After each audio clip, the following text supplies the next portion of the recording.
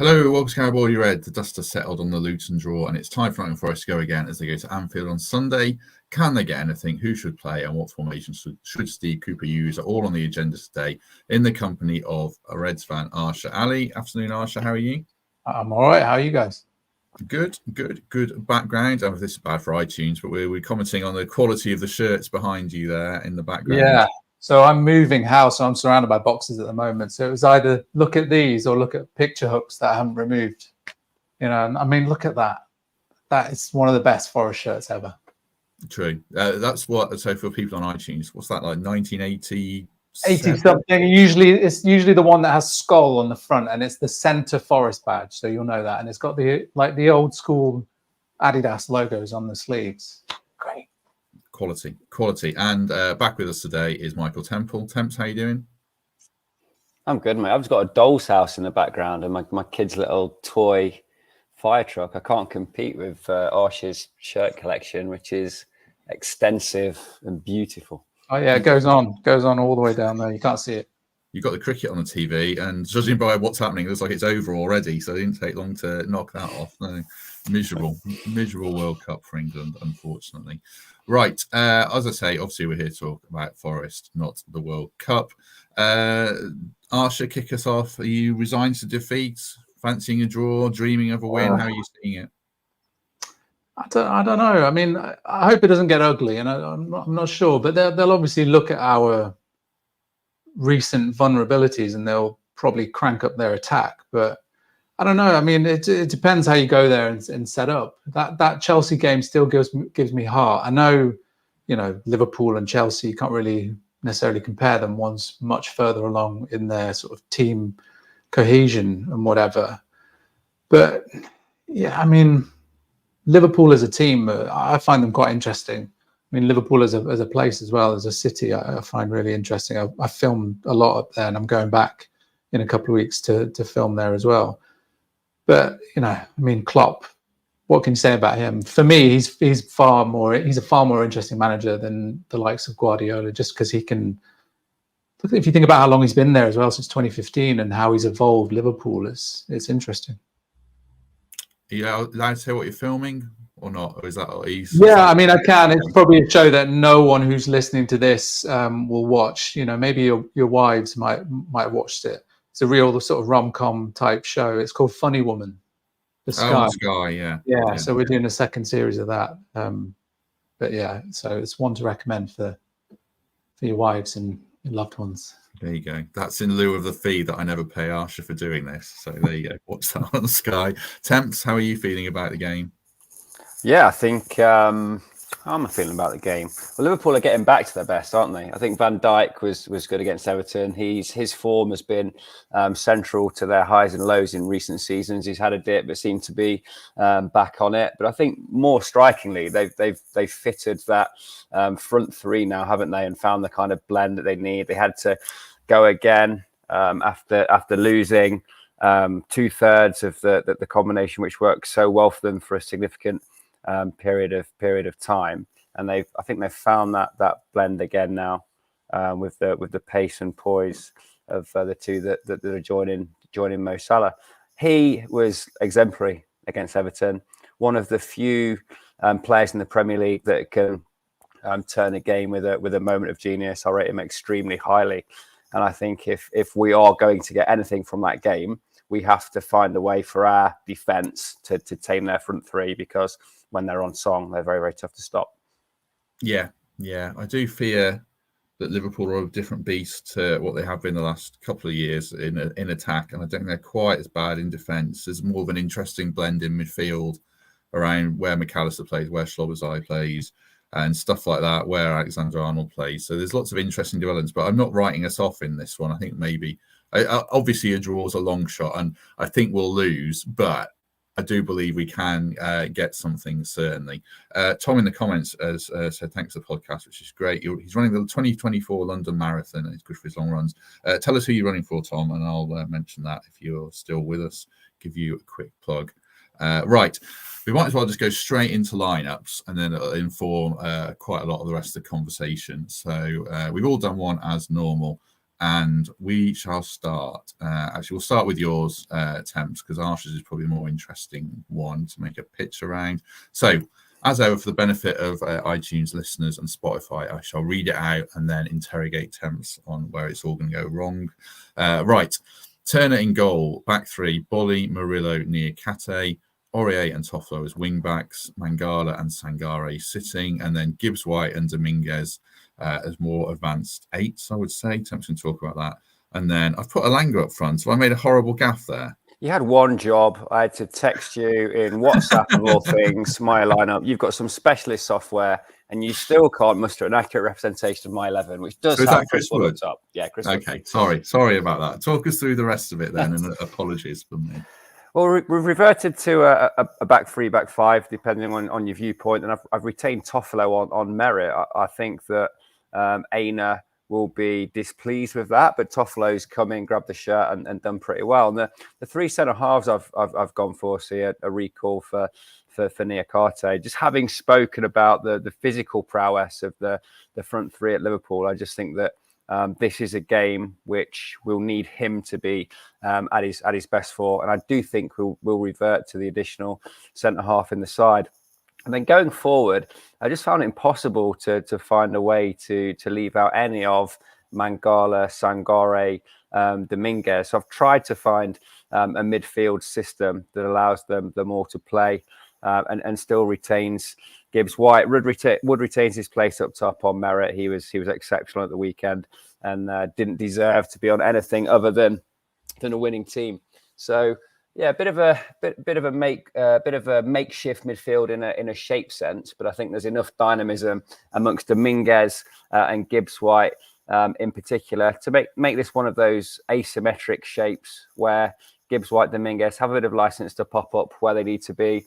Mangala and Sangare have a bit more rigidity in needing to make sure that we retain our shape. But I just think those four are must picks. Chris Wood's a must pick, and we can debate the back five perhaps a bit more extensively. I didn't think it was a game for wingers, hence why I have actually dropped Elanga, despite your representation of my team, because there will be times when we'll need to be deep and compact, and I just think those wingers could be a little bit surplus to requirements in this system.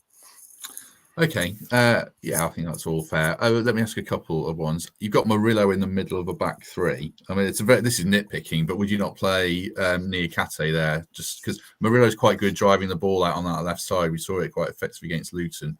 And I kind of think you need a senior player in the back three. Does that worry you playing Murillo there or not? Murillo's not getting dropped anytime soon, is he? Because he's won his place and stayed in there on merit. So you can argue both. With Niakate as in middle for left. You can argue both ends against the middle there.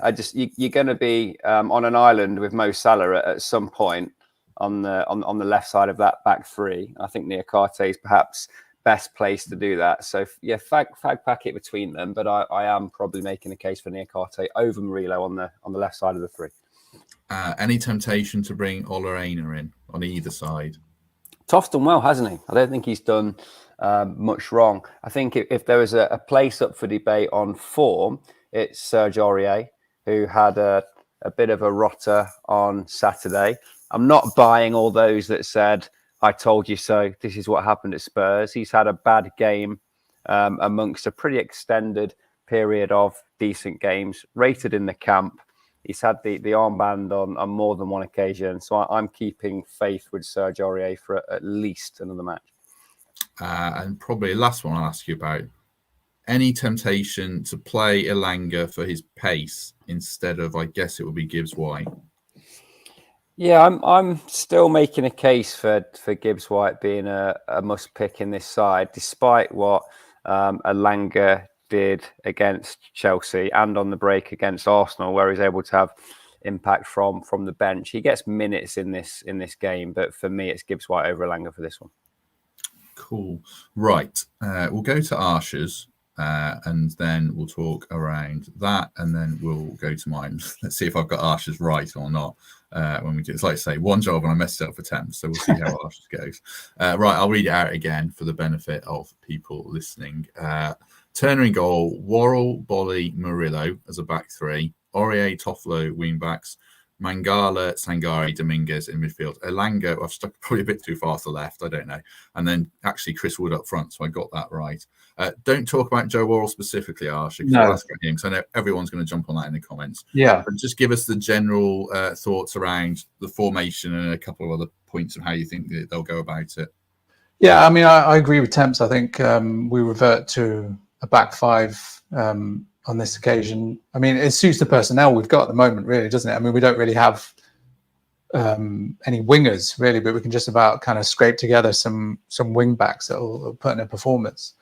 I mean, Toffolo for me. I mean, you've got Toffolo in there. I actually had Ola Aina in my team. I just spotted that. Who made these? Did Matt's kids make these? One job. I did them very quickly, I must say. Yeah, but like Temps just said as well, I think it's, he has performed well. You can't say that he hasn't. But the only thing I had on my mind is whether, up against a Luis Diaz or a Gakpo or Salah or whoever occupies that kind of space on the day, would you want some more athleticism?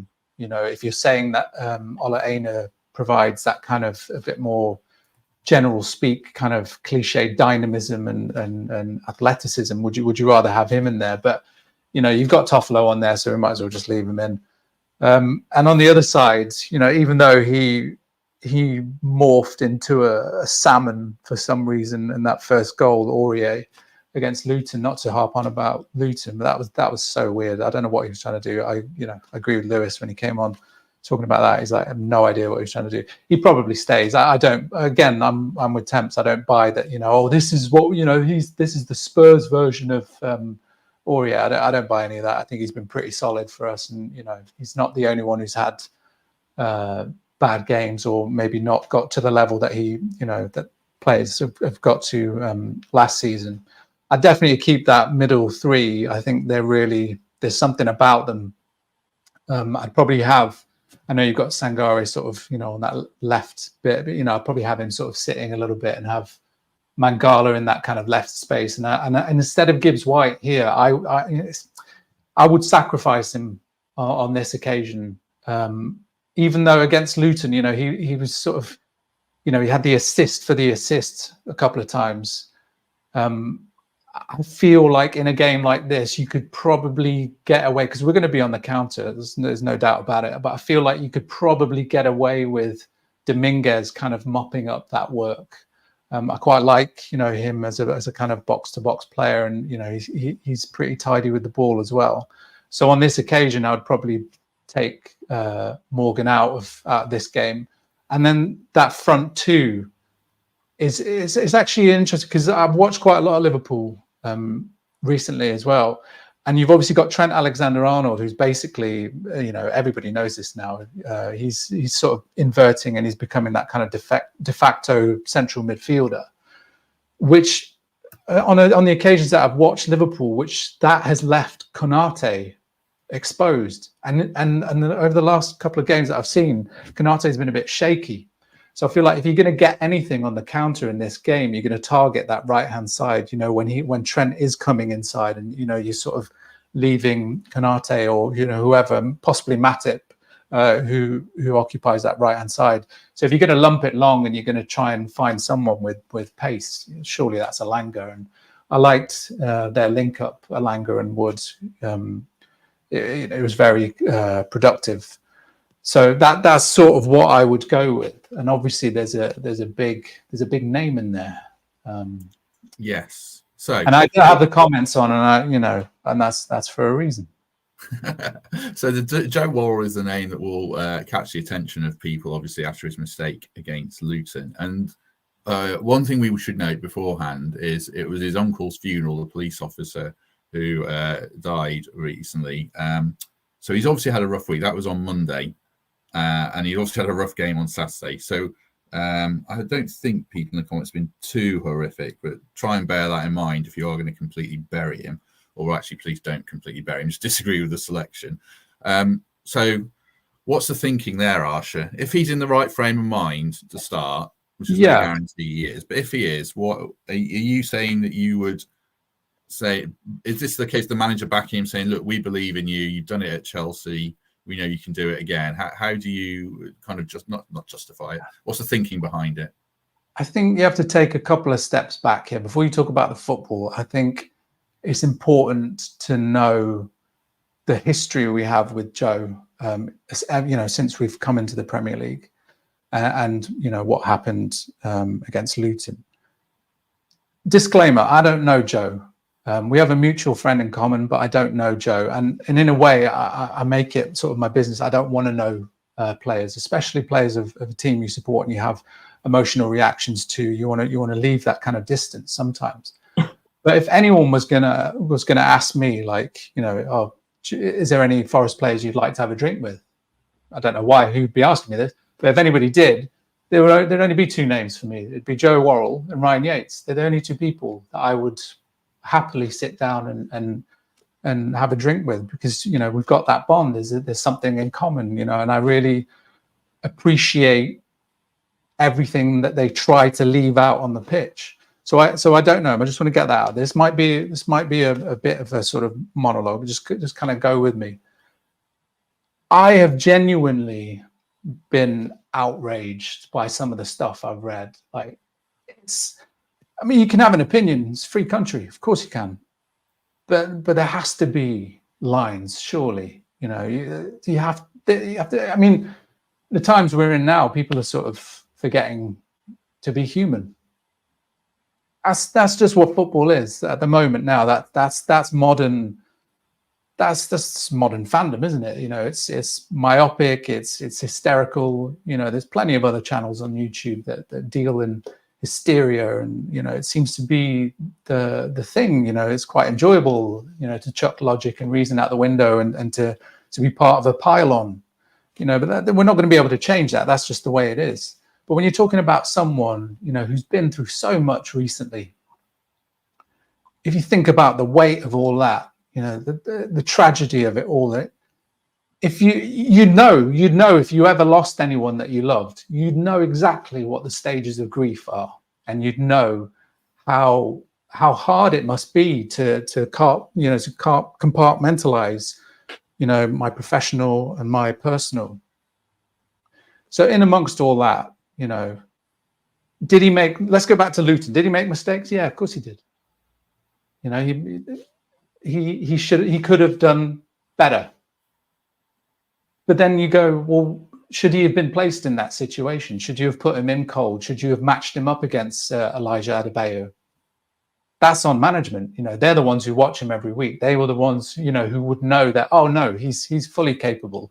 We've seen him against the likes of Taiwo in training, and Wood and Sangare. He's fine. He'll be able to handle that. Or they might have, seen that maybe he's not the best against real kind of physical players. But who knows? That's a management thing. We can talk about that, and you guys have talked about that very well about the Luton game. Let's move on for that. But it just goes back to people having short memories.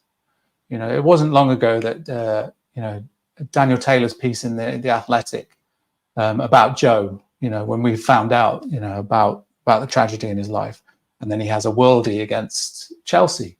You look into the comments of that article, you'll see everyone's, oh, Joe, we love Joe, we love Joe. Cut to, Paul Taylor's piece in the Athletic, and you've got people piling on and laying the blame at Worrall's feet, when really the blame should have been spread very evenly.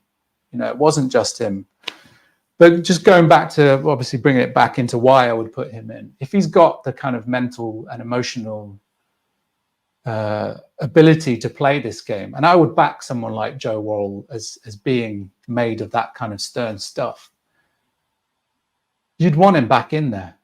If I was Joe Worrall, I'd want to, if I knew that I could do it, I'd want to be back in there. When you play, amateur stuff, when you play your own, if you had a bad game, the thing you're looking forward to is getting back out there playing next week.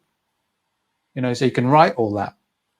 And just on a basic level, who would you put in a 3 at the moment? Let's forget about all that and forget about how much I love the guy. Who would you put in? Would you move Murillo, who's having a great time at the left, on the left-hand side? Would you move him to the right? No. Leave Bolly where he is in the middle. Niakate is an interesting one. I mean, it seems to be a bit of a trend that he's quite odd with his decision making. Would you trust him? Would you put him in? Would you put him, like you said, would you put him in the middle, or would you put him on the left? And would you? So when you look at it like that, Felipe, I know we've seen pictures of him back in training, but how sharp is he going to be? So what do? You don't want Aurier there either, because I saw that experiment against City, and we all saw that, and it wasn't great. What do you risk? Temps, someone's put in the comments, Omobamidele. I mean, we don't see him train, or Felipe hasn't he's not made. Sorry, Tem. He's not made a match day squad. Yeah, and we don't. I don't think so. What's there's rumors flying around that he's not necessarily showing it or bringing it as much as Murillo is in training, but he's not quite the answer either here. Bamidele's not going to play this weekend, and Joe Worrall's not going to start this weekend. And everything that Arsher said is valid. Of course, we should be mindful of that. But Steve Cooper picks a football team to win a game. He's just seen a lad have a rough 15 minutes, and for that reason, he's not going to pick him to start this game at the weekend. That said, in 2 to 3 weeks' time, when Joe has tipped up at training and a need presents itself, an injury, a suspension, whatever, he won't hesitate to put him back in. So I don't want to read any more into it than that, really. As a man manager, Steve Cooper is exceptional, and I think that he will judge that Joe won't start this game against Liverpool. Hence, the team that I've selected. Applaud everything that Arsher said, and we should be mindful of the reactions and the kind of human feelings of these players. But he won't select Joe for the Liverpool game. But we've seen this film before. We've seen this film last season. And it had a happy ending. He came back. He made all those mistakes. He went away. He was out of the team. He came back stronger. So, if you're going to back any player in this current team to come back and have a bit of fire in his belly, then it's Joe. I'll back him to do that. I'll back Joe Worrall to have a man of the match performance at some stage in the next few weeks. But it won't be the Liverpool game. He'll sit this one out, or at least be on the bench for this. And I really like the guy, and he's been for an incredible amount, as you've just articulated. But this isn't the one for him. Let's back him when he gets back into the side, be it against Villa or whoever else. But this is Murillo, Bolly, and Niakarte's job at the weekend. Let's move on to my team, which doesn't have Joe Worrall. And anyone could be in this. Looking at these graphics, I'm expecting Van Hooydonk and Sheringham and Van Hooydonk in this one. Okay, so my team doesn't have 3 centre-backs, and I'll argue why. So for people who are listening, Turner in goal, Aurier, Bolly, Murillo, and Aina. I really agonise over those fullbacks. I'll talk about that. Mangala, Sangare, Dominguez in midfield, and then Gibbs White in support of Wood with Elanga stuck off on the side to try and get in behind Trent Alexander-Arnold and attack Konate, as Arsher mentioned. So, I know obviously 3 at the back is normally preferable in these away games, and I was going to go for that, but then I kind of thought I think Liverpool are going to score anyway. I think they're better than Chelsea. So our best way, I think, is to try and maybe restrict them to 1 goal and get 1 ourselves, or 2 goals, or something like that. Obviously, we scored 2 last season there. And I quite like that counter-attacking threat that we carry with Elanga and Gibbs White. And I don't think you can drop any of those 3 midfielders. So I think on this occasion, it probably came down to Gibbs White or Elanga or an extra centre-half. And I was backing the extra centre-half, the extra forwards, excuse me. And then the fullbacks. I really like Toffolo. I think he's done a really good job. I just think Aina's got this reputation as a great one-on-one defender, and obviously Mo Salah is the best right winger in the Premier League. So I kind of think you need someone who's going to go up against him. But if Toffolo plays, I would certainly back him to have a good game. And I was equally tempted to leave out Serge Aurier.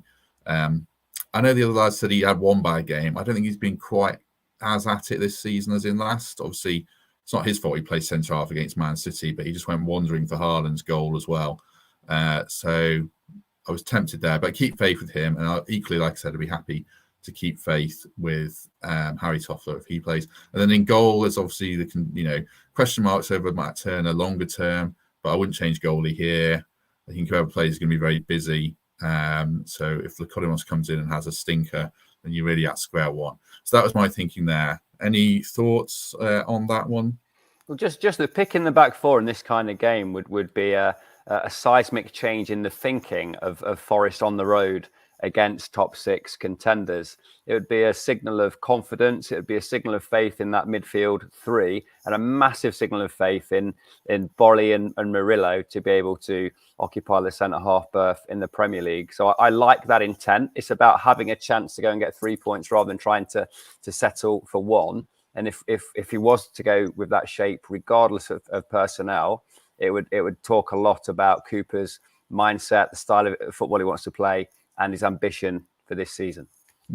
I think another thing behind it is I back our midfield so much more than last season. I was a broken record last season saying our midfield's a problem and we're too weak, we're getting battered in midfield every week. But this 3, I'm not saying they're going to dominate against Liverpool, but I think they'd be competitive enough to the point that you could happily go with those 3. And I'm so high on Murillo that I would back him and Bolly as a 2 versus, I guess it's going to be Darwin Núñez, and then you're going to have probably Diaz and Salah either side of them. So I feel like it's obviously a big gamble to play a back 4. But I think it's kind of a screw it, go for attitude, which isn't good for Steve Cooper when he needs results, as every Premier League manager does. But I don't know. Do you think I'm mad, Arsha? I mean, when you look at who they're up against, though, in that midfield, Szoboszlai is...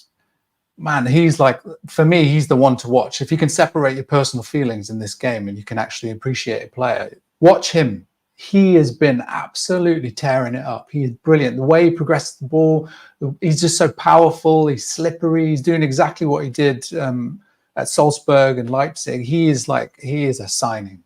That is a great signing. And then they've got Ryan Gravenberch, who's come in and he's hit the ground running. He sort of sits in between being a 6 and an 8, and he's already got assists. Alexis McAllister, that like whoever they pick, whichever blend they go with, it's going to be a tough game.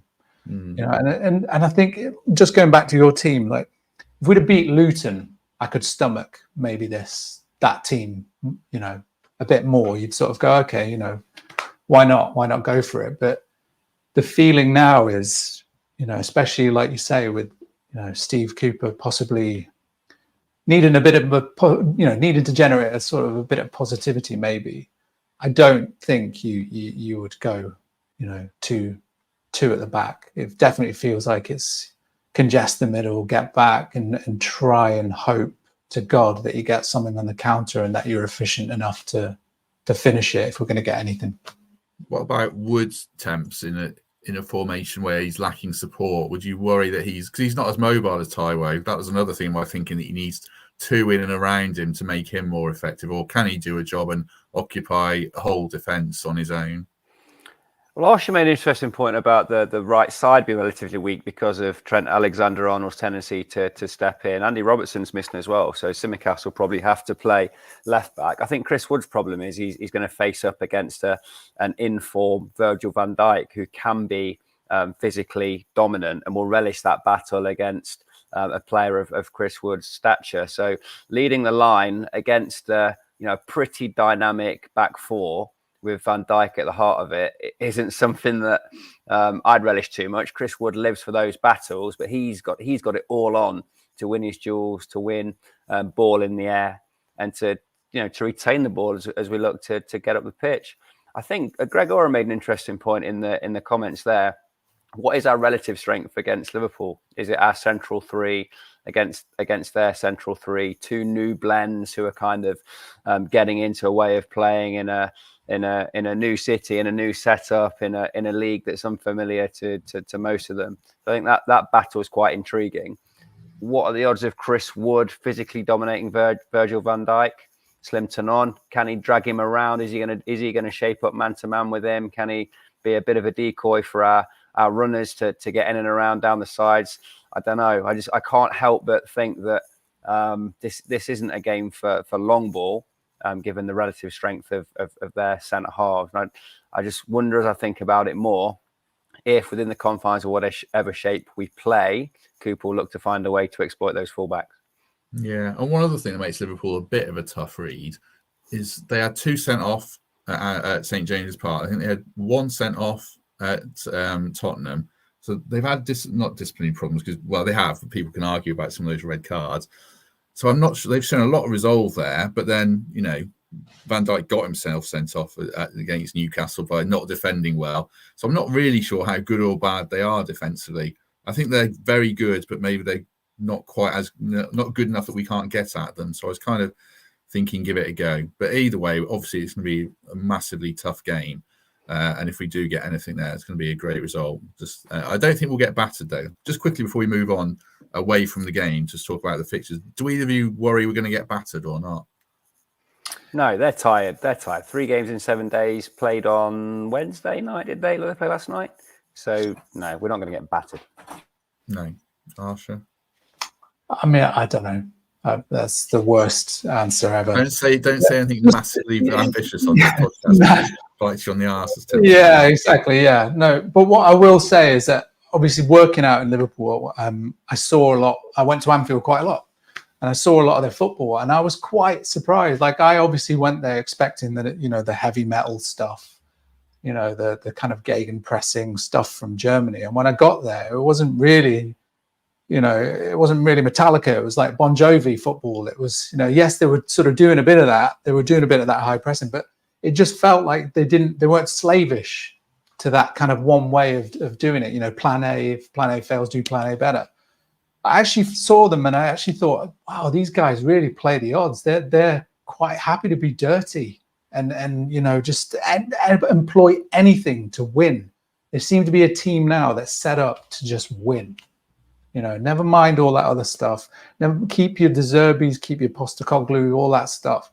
This team, and they're firing now. They look like they are just a team that will do anything to win. Someone pointed out, Tommy pointed out quite right, they play tonight. They play Toulouse tonight in the Europa League. And as Simon says underneath, I don't know if you saw that, Sam, but you did. Your dry cleaning's turned up. Yeah, I'd like to thank Laura's mum. That's her podcast debut, bringing some crisply ironed shirts around. Much appreciated as ever. Thanks for the shout out, Simon. Yes, people who still work in offices have to dress a lot smarter than I do when I do these things. So yes, thank you to Mrs. Temple's mother for doing the business there. Right, we'll just move away from the game quickly for the last couple of minutes. Just talk about the fixture changes that have happened. There's some real stinkers, most notably Temps Newcastle away. Boxing Day is now at 12:30. I think there's 6 that have changed in total. I suppose, obviously, fans are unhappy about it. The flip side is we're in the Premier League and we're at the mercy of broadcasters. Do we have to just live with it, as bad as it is for fans? Yeah, Greg said in our group, didn't he? Wish I was back in League One. Saturday at 3 o'clock. Saturday at 3 o'clock every week. You've got to be careful what you wish for. Look, ask a Derby fan, yeah. This is the reason why we get tens of millions of pounds pouring into our football club for broadcast rights, is because we're at the whim of the broadcasters. So whilst it is inconvenient for all of us, we have to accept the stature and the cash, frankly, that comes with that. Yeah. Yeah. Oh, another guest appearance. Is that a random strange attempt, or is that someone you know? Laura's dad's here now as well. So yeah, just runs an open door policy. Open door policy. Half of the town's got a key to my house. Arsher, obviously, I mean, it's really rough on the fans who are going up to Newcastle mostly, and then I think the 30th game against Man United has been changed. A lot of kickoffs, 6 fixtures changed. But I guess you sympathise with fans, obviously, don't you? Yeah, I mean, and they're tricky places to get to as well. From Nottingham, I guess, being centrally, everywhere's tricky. But this is what we are now. We're a show. We're a show, and we're subject to whenever you're going to be put on, TV. You're subject to broadcast schedules whenever they want to put you out. That's what they do now. And like Temp says, that's why we get the money, and that's why we can sort of push on as a club. So it's a tricky one. Don't we quite like Spurs on a Friday night, 15th of December? I don't mind that. I like Friday night football, yeah. Yeah, I'm working. Right. Any other business before we depart? Temps? Anything from Laura's dad? Anything he wants to chip in? No, I mean, obviously, if there's any cleaners out there or any general service providers that want a key and to let themselves in during recordings, that's absolutely fine. More than happy to get one. Preferably Forest fans. Ask anything before we depart? No, just it'll be an interesting game, and let's be nice to people. Yes, I am looking forward to it. Someone says in the comments, if we can keep Salah quiet, that's half the job done. I mean, Everton kept him quiet for 90 minutes and he still scored in stoppage time and stuck a penalty away. I'm not sure even keeping him quiet covers it, but we'll still do our best. It's a funny one with him though, because I feel like he's putting up numbers. He's not necessarily putting like, you know, crazy performances together. If you've watched his games, you'll see he's definitely putting up numbers, but he's not sort of like, oh yeah, you know, you remember absolutely everything he did in that game. So again, look, when you're that good, you can put up numbers. Yeah, that's the thing. Have you noticed that I've stopped short of giving you a score prediction this week, so nobody shouts at me in the immediate aftermath of this? Give us a score prediction. This match. Give us a score prediction. Now you've walked into that. 2-1 Liverpool. We'll bag without have just too much going forward. I do hate these score predictions. Is that your washing coming downstairs? Yeah, that's his washing now. Well, at least we know you're clean. Exactly. People on iTunes, wishing they were watching this on YouTube or just wondering what hell we're on about. Am I captaining Salah? Someone asked. Yes, I am, because I think Liverpool will win and he'll score. I'll say 2-1 or 2-0 as well. Liverpool. I think we'll give them a good game and we might get a goal, but I don't think there's anything wrong in saying I think we shall lose the game. I just hope a meltdown doesn't ensue afterwards, because it's pretty likely that we do, but let's emerge with credit. Arsha, give us a scoreline, just brief. I hate these predictions because they're nonsense, but I feel like I have to give you the opportunity to give one as well. They're awful, but I guess what we've got going is there's a bit of an away factor, more so than there is at home at the moment. You know, that's a turn up for the books. Yeah, 2-1. I'll go with you guys. You know, hopefully we do get on the score sheet, but I can't see us beating Liverpool. No, we won't do these predictions again, because 9 times out of 10, people just say Forest is going to win. So I kind of want to keep this going to see what's going to happen with Temps behind us next. See who else pops in. Yeah, exactly. Right, I think it's okay. We shall leave it there. Thanks very much to everyone who's joined us. Do like and subscribe. I think we need 10 subscribers to get to 8,000 on YouTube. So if there's 10 people watching this who want to help us out, that would be good. In the meantime, have a good few days, everyone, and we shall be back on Monday to review the game and see how Forest got on. So thank you very much, and we shall see you soon.